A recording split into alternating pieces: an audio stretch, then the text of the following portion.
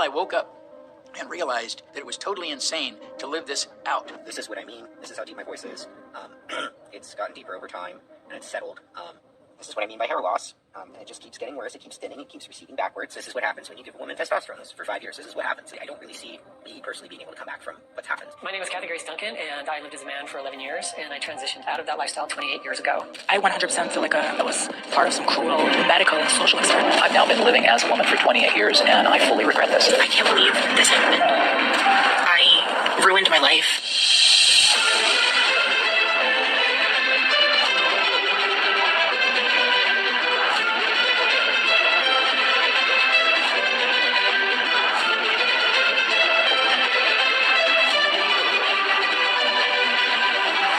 In the world today, there is an agenda, a deliberate attack on the male and female gender. This agenda is geared towards subverting and transforming the family unit, creating sexual confusion, and normalizing gender dysphoria, while promoting and celebrating mental illness. The agenda has existed for decades, and in fact centuries. As far back as the BCs, Plato planned and strategized satanic agenda for children of the state and intended to have it consummated. See, that old philosopher's idea didn't change and hasn't changed. And that's still part of their agenda today. Now, they moved further, insisting they can carry out their agenda of transgenderism on children without parental consent. So they can change the gender of a child from male to female, or female to male, or from one of them to both. Can you imagine that? Without parental consent. The transgender phenomenon is not a small-scale operation. It's not led by a single man. Instead, it's led by the most influential power centers in the country. Our own government, big corporations, the medical institutions, and of course the mass media. The princess who came to your ball tonight was me. Trans ideology is as simple as it is fundamentally incoherent. Boys can be girls and girls can be boys. Adults are being lured into this, but the primary target is children. Now, in many places, even acknowledging that any of this is happening will get you canceled, kicked off social media. You can be fired from your job. It may even be punishable by law. Criticism of the transgender movement is not allowed. All over North America, cross-dressers are setting up library story hours to passively push transgenderism on children. And through new school cyber-bullying initiatives, LGBTQS with their army of outrage and pronouns are becoming part of elementary curriculums. Welcome to Queer Kid Stuff. I'm Lindsay, and this is my best friend Teddy. Today, we're talking about the T in LGBT. T stands for trans or transgender. There's something a bit weird about how doctors assign gender to babies. That's because there aren't only boys and girls, and because not all people identify with their assigned gender. Oh, so the doctors are wrong sometimes? Yes, Teddy. Sometimes doctors don't assign the right genders. When a person does not identify with the gender they're assigned when they're born, they are trans or transgender. People who are trans can be boys or girls or people too. It's not true. It's a lie. I told you, you gotta watch what's happening with your kids in school. Don't take this lightly. There's a lot happening in the schools. Many parents have no idea what their children are reading or learning or hearing in school. Engage them, especially the public schools. And of course, many of the private schools, depending on who's behind the private school. Something's going wrong. Watch this. Listen, I went to the daycare the other day with a friend of mine to pick up my goddaughter. This is a daycare. Her daughter is 2 years old. We walk into the front of the school, and this is what's up on the board. And as you can see in the brown puzzle, it says sexual orientation. Come to find out, this particular school, which is the children's courtyard, they're all over the United States, and there are hundreds of them. I had a question. Why is sexual orientation, which is someone's preference for sex, listed on a bulletin board at a daycare for 2-year-olds? I was given an answer that it's all about diversity. And if we didn't like it, we could take our child out of that school and take her somewhere else. Listen, America, we're in trouble. It's time for us to wake up. Did you also know that in our schools now, they are allowing our children to be called by gender neutral names? If they go in and say, hey, I want to be called Jill and my name is really Jack, the teachers are doing it and they're not notifying the parents. What are your children being taught, and why are we allowing that to happen? But I think that it's important that we wake up and realize that this agenda is serious and we need to get serious in fighting it. I told you then that this idea of the health officials insisting on vaccinating children without parental consent, I said, don't think it's all about vaccines. That was just their entry point. No, they weren't trying to vaccinate the children so that the children will become immune to disease. Do they love the children more than the parents? But they wanted to have the power to make choices for children without parental consent. And in some states, and in some countries, they got it. This agenda is a deliberate plot to destroy God's plan of creation, which is a man and woman producing offsprings. They plan to corrupt the human race through the attack on children. Some of these children are coming up with a condition known as gender dysphoria. Gender dysphoria is a condition where a person's physical, biological sex is one, say a boy, but in the person's mind they think they're really a girl or vice versa. It's not something that you can identify on any objective test. You can't do a blood test, for example. You can't do MRI imaging. You can't do genetic testing to actually find this gender identity. My name is Dr. Michael Laidlaw. I'm an endocrinologist in Rockland, California. This gender identity, which really a child saying, I believe I'm this, I believe I'm a boy, I believe I'm a girl, something opposite of their body. Once they say that, they go down this road of gender affirmative therapy. That consists of social transition, wearing, say, stereotypical clothes of the opposite sex to pretend that they're the opposite sex, then these puberty blockers, then these cross-sex hormones, and then finally surgical modifications to the body to try to make the person appear that they're the opposite sex. Puberty blockers are powerful hormones. They act on a small gland in the brain called the pituitary, and this controls the sex organs. For example, testicles make testosterone, ovaries make estrogen, and the pituitary controls that happening. Now, these blockers stop this action, and then whereas, say, a girl is in age 9 and continuing or beginning to develop in puberty and should continue until a full adult woman, it's stopped. Once you stop it, there are various harms and problems that occur afterwards. One of the dire consequences of the cultural norming of transgenderism is the treatment of children who express confusion about their biological sex. At younger and younger ages, they are being encouraged to take part in what are called transition-affirming treatments that may be emotionally and physically damaging, and in some cases, irreversible. Medical treatments often used to treat children with gender dysphoria have not been proven safe. Serious questions remain, including whether such treatments may cause obesity and testicular cancer in males, and decreased bone and muscle growth and infertility in both sexes. No rigorous scientific studies exist to show the long-term physical or psychological effects of puberty blockers and cross-sex hormone treatments on normally developing children. None. Chris Elston, better known by his alter ego Billboard Chris, is a father of 2 girls, and he says children should not be indoctrinated to believe they were born in the wrong body. Children cannot consent to puberty blockers, and the sign on my back is one little playful. It normally is one that says the definition of a dad, which is a human male who protects his kids from gender ideology. So what specifically is your view of gender ideology, and why do you think it is so dangerous for children? So in a nutshell, my views are that there are 2 sexes, there are 0 genders, and there are infinite personalities. Right. Because that just captures all of us beautifully. There's no right way to be a boy or a girl. But this ideology teaches that just because a girl or a boy are gender non-conforming, if a girl wants to climb trees and play in the dirt and hates wearing dresses, well, guess what? She's a beautiful girl. Yeah. She's not a boy, she's not a trans boy, she's not anything other than what she is, which is a girl. And we need to abolish this entire ideology which teaches that stereotypes define who our kids are. Doctors have still sworn an oath to first do no harm. And if you've got some 18-year-old who comes into your gender clinic who's struggling with trauma and abuse, there might have been sexual abuse, or maybe they have autism, or who knows what's going on in their life. Yes. We don't just start cutting off body parts right away. We should be treating these underlying mental health comorbidities first. To parents of transgender children, affirming your child's identity is one of the most powerful things you can do to keep them safe and healthy. The truth of the matter is, that's a lie.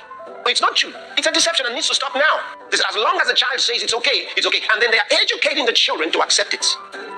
And training the children to believe that they are more intelligent and more knowledgeable than their parents. And their parents have no idea of what's right for them. Here is a woman well, I assume she's a woman. She looks like a woman to me, but she might have a penis. Who knows anymore? And the expert, her name is Jessie Pocock. In terms of parents' rights to know at schools, I mean, here in Colorado, parents don't have the right. If a young person is questioning their gender or their sexuality, there are laws in place that say that they have the right to process that with their trusted counselor. And so for our community, the age of consent to mental health therapy is 12 years old. She believes that we have people who are protecting and supporting kids. I could have sworn that was the job of the parent. I spoke to one Australian mum this week who told me the heartbreaking story about her daughter, who has a long history of mental health issues, who fell in with one of these transgender organizations, the mum describes it as worse than a cult, who convinced the girl the answer to all her problems was to turn into a boy, and all the way along the mum was sneered at by the medical profession for questioning the process. This is a disgrace. The family has been torn apart, the mum has been ostracized from her daughter, now supposedly her son, and when the mum spoke to one surgeon, this will sicken you, he admitted that 10 years ago he would never have, quote, chopped a girl's breasts off, but now it is all too common, unquote. This is out of control. We need a national inquiry to determine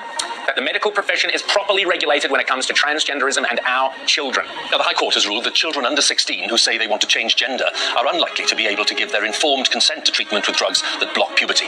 The case was brought by a young woman who regretted her decision to have treatment and argued that a court order should be needed for children to take the medication. For Kira Bell, emerging from the High Court, this judgment was about decisions made as a teenager that started her on the road to transitioning from female to male. She argued she was too young to understand the impact of that treatment. The court agreed more checks are needed.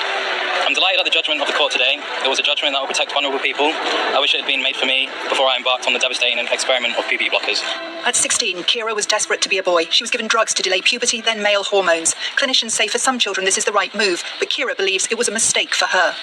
The discussions were very brief and there was no real investigation into why I had gender dysphoric feelings and how I got to that stage. I spoke briefly of depression and anxiety, but again, it was kind of assumed by everyone that transitioning would alleviate that. I think one of the things a lot of kids today are not taking into consideration is if you transition, you can never fully change sex. But then the narrative that I was hearing from trans activists and even medical providers was that if I didn't transition, I would probably kill myself. And given that I was someone who had already suffered from mental health issues in the past, I didn't want to risk that. I thought medical transition was my best option. I was prepared for my voice to get deeper, but nobody told me it would be painful to speak. Nobody told me it would feel like there was a barrier in my throat when I would go to vocalize. And I was having a bunch of health side effects as well. And I was feeling nauseous all the time, just starting to really not feel physically well. And so I just got to this breaking point where I was like, I'm not ready to go back to living as a woman, but I just know that I have to stop medically transitioning. This is not worth it to me at all anymore. I decided that I didn't want to be a woman before I had ever even experienced being a woman. I had no idea what being a woman was like because I was a child. And now I feel like I will never entirely know. I want to say that I really feel like some people in the trans community and the trans medicalists and the doctors really, really target the most vulnerable of us. I have borderline personality disorder, and I know for a fact that this is the reason for my transition. It's a very difficult mental illness, and one of the core features is not having any sense of self or identity, and my doctors knew this. I told them, even though they didn't ask, that I had been diagnosed with BPD, and it was all fine to them. I wasn't happy as a girl, so that meant I was boy and I was trans, and so I just took the cure that was handed to me. I was told that I was being given a cure, and I wouldn't want to kill myself anymore, and it wasn't true.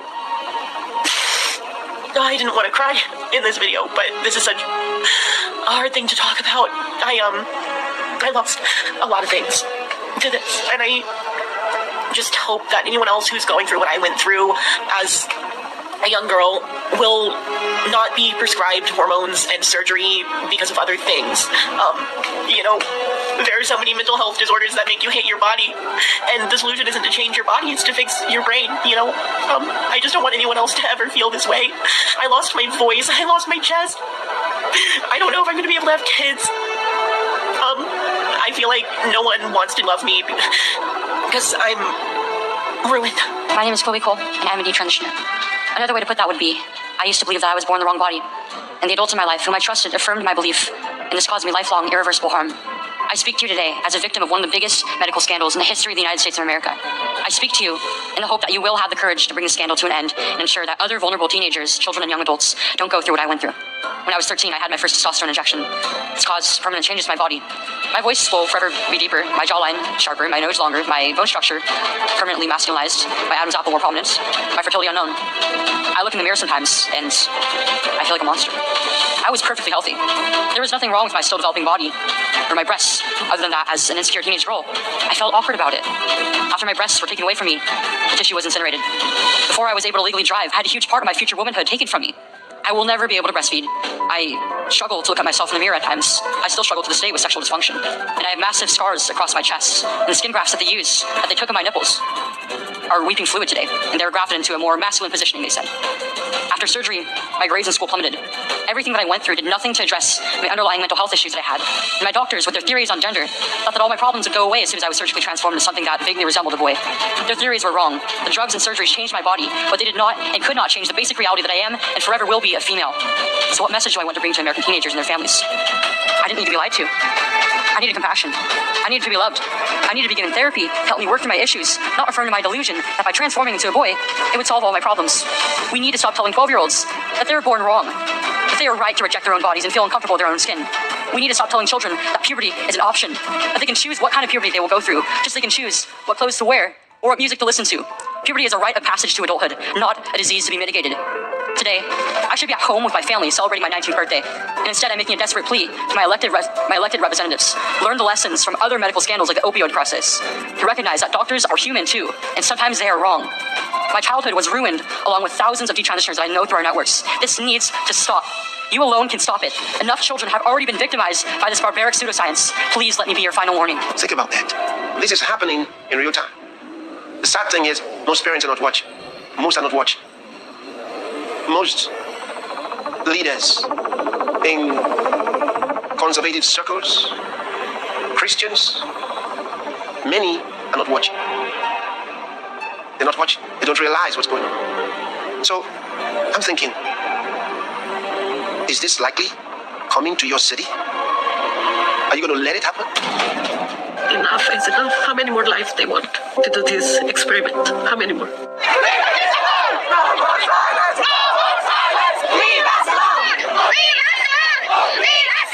I'm here because I think it's important for parents to have a say in what is being taught in school. My son, my choice. My son, my choice.